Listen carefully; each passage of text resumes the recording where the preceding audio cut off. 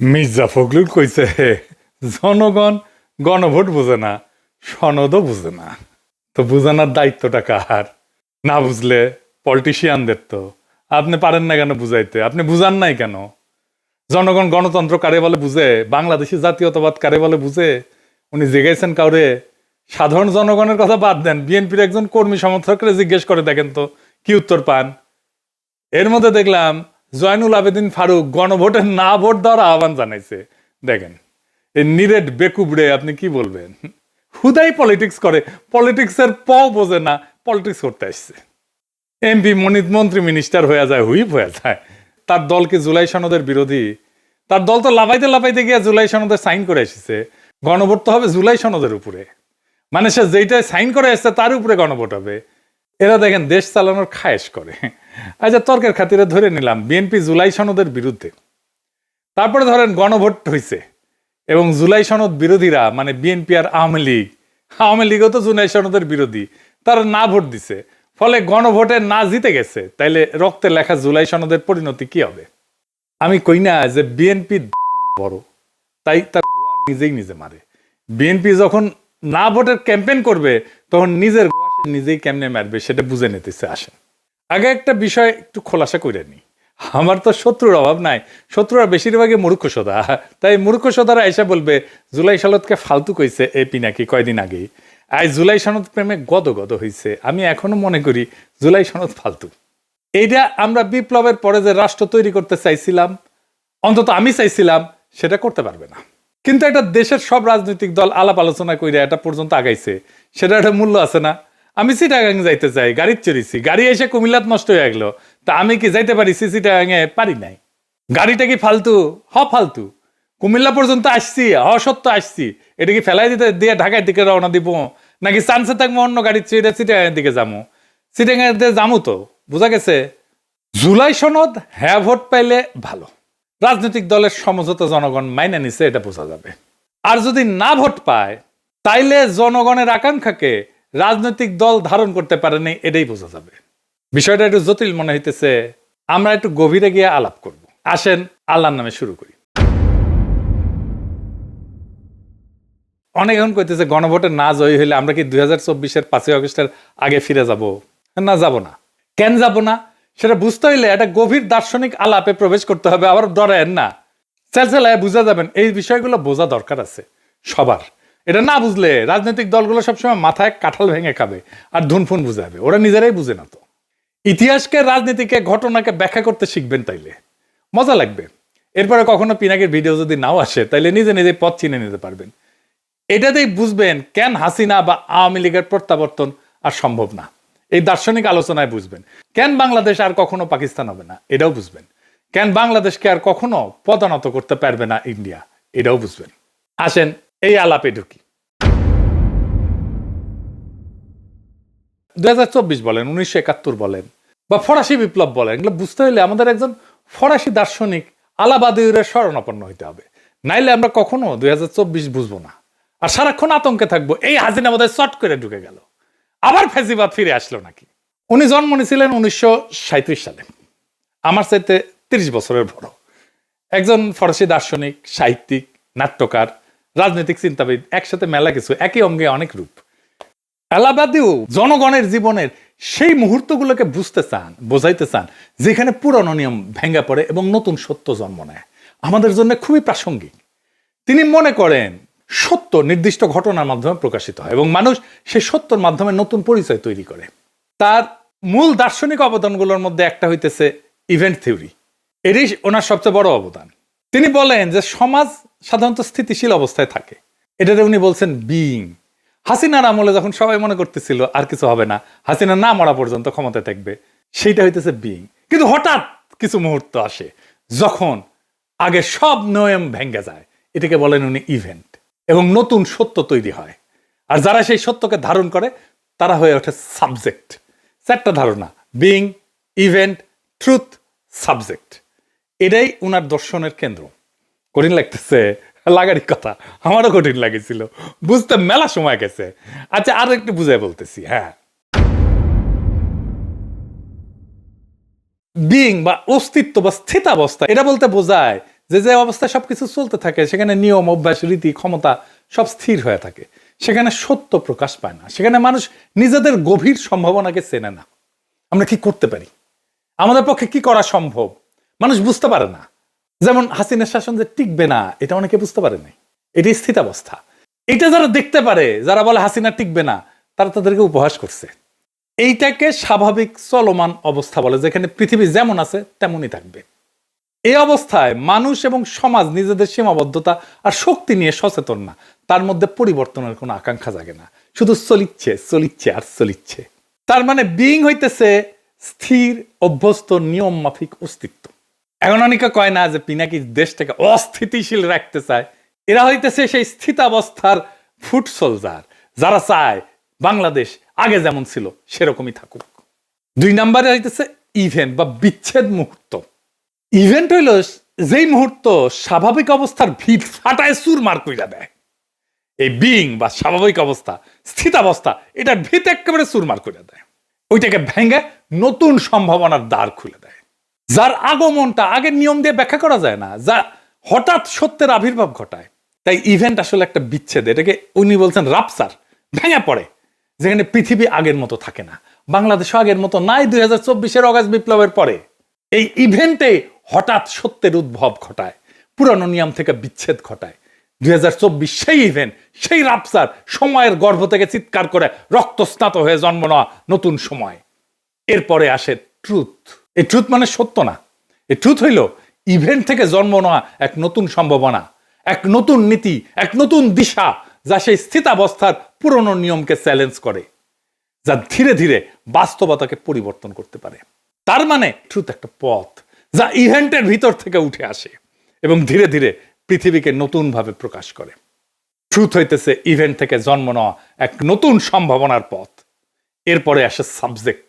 Subject হইতেছে সেই truth বা সেই সত্যের ধারক, মানুষ, জনতা। বাদিউ বলেন যে মানুষ জন্মগতভাবে সাবজেক্ট না, সাবজেক্ট হয়ে উঠতে হয়। ইভেন্টের সত্যকে গ্রহণ কইরা ট্রুথের প্রতি বিশ্বস্ত থেকে নতুন পথকে রক্ষা এবং এগিয়ে নিয়ে পুরনো বিইং এ ফিরে না যাওয়াটাই হইতেছে সাবজেক্টের কাজ।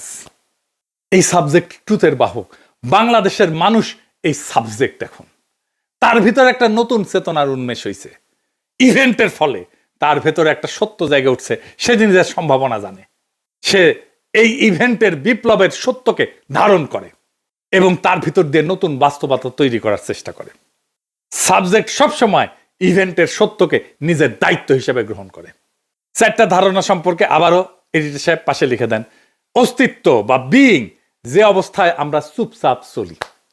2 নাম্বার ইভেন্ট, যা সেই অবস্থায় ফাটল ধরায়, রাপচার ঘটায়, ভেঙ্গে ফেলে, যা বিপ্লব 2024-এর। ট্রুথ, যে নতুন দিশা সেই রাপচার থেকে, ইভেন্ট থেকে জন্মায়।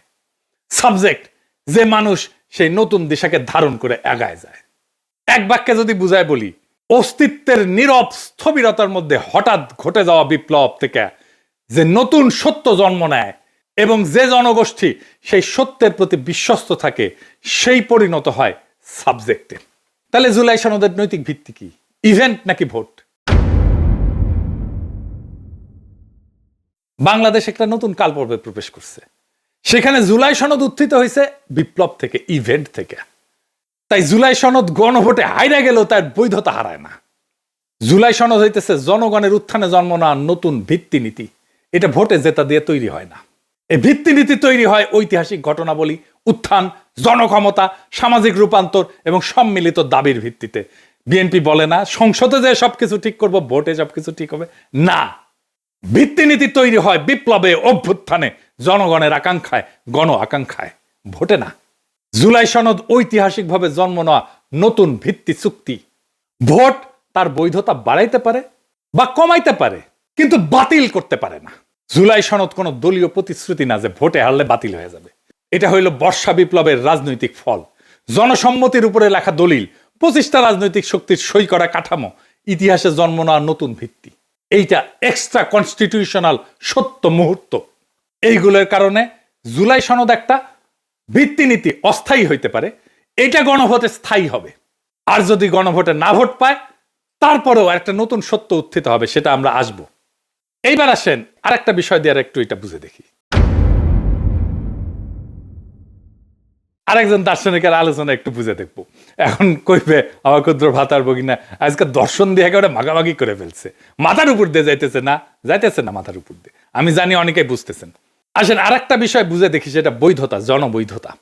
ভোট নিয়ে চিল্লাইতেছে না বিএনপি, এইটার বিরুদ্ধে তো তত্ত্ব দাঁড় করাইতে হবে, দার্শনিক বোঝাপড়া পরিষ্কার করতে হবে। আসেন সেটা বুঝে দেখি। কার্ল স্মিথ বলে একজন জার্মান দার্শনিক ছিলেন।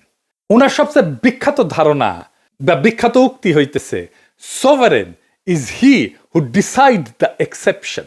ইংরেজি যেহেতু কইছে ঠিকই কইছে, তাই না? মানে যে ক্ষমতা সংকট পরিস্থিতিতে, মানে এক্সেপশন বলতে উনি সংকট পরিস্থিতি বলছে, তাই বলতেছেন উনি যে ক্ষমতা সংকট পরিস্থিতিতে চূড়ান্ত সিদ্ধান্ত নেয় সেটাই প্রকৃত সার্বভৌম ক্ষমতা।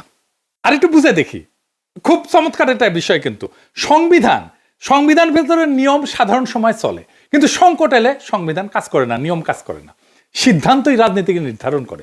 সেই সংকটময় মুহূর্তে নেওয়া সিদ্ধান্তই সংবিধানের গভীর দুর্বলতা এবং সীমা উন্মোচিত করে। এটাই স্মিথের ডিসিশনিজম বা সিদ্ধান্তমূলক তত্ত্ব। তাই যদি না ভোট পড়ে, তাইলে স্মিথের সেই ডিসিশনের মতোই সংবিধানের ভেতরে থাকা লুকানো দুর্বলতা, সীমা, দ্বন্দ্ব প্রকাশ করে দেবে। এটাকে বলা যেতে পারে সংবিধান যে ভুয়া সেটা উন্মোচন করে দেবে। এই সংবিধানের ভুয়াত্ব সাধারণ সময় ঢাকা থাকে, না জিতলে সংবিধানের সেই অমীমাংসিত বিরোধগুলো উপরে উঠে আসবে, তার ভুয়াত্বগুলো উন্মোচিত হয়ে যাবে।